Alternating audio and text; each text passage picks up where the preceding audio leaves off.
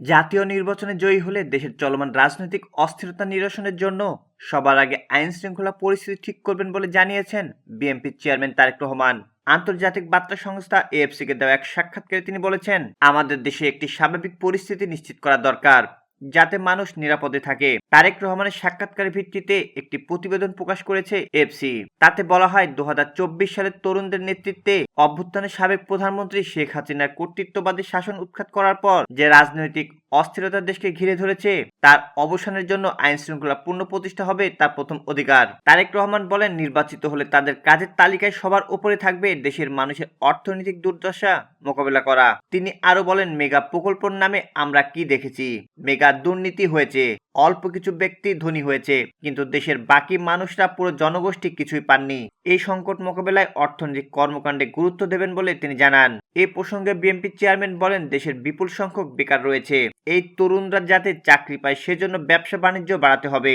তিনি সতর্ক করে বলেন, 16 কোটি মানুষের এই দেশের ভবিষ্যৎ খুব কঠিন হতে যাচ্ছে। পূর্ববর্তী সরকারের বিরুদ্ধে সাধারণ মানুষকে অবহেলার অভিযোগ এনে তিনি বলেন, অর্থনীতি ধ্বংস হয়ে গেছে, স্বাস্থ্য ব্যবস্থা ধ্বংস করা হয়েছে, জ্বালানি খাত ধ্বংস করা হয়েছে।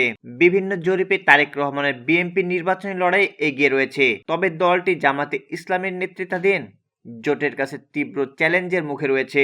তারেক রহমান নিজ কার্যালয়ে এএফসির সাক্ষাৎকার দিয়েছেন। এই সময় তিনি বলেন, নির্বাচনে বিএনপি বিপুল ব্যবধানে জয়ী হওয়ার ব্যাপারে তিনি আত্মবিশ্বাসী।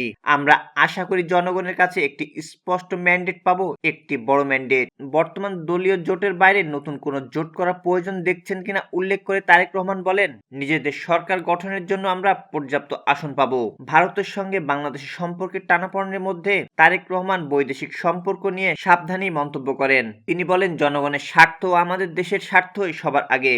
তারেক রহমান আইন করে রাজনৈতিক দল নিষিদ্ধ করার বিরোধী বলে জানান।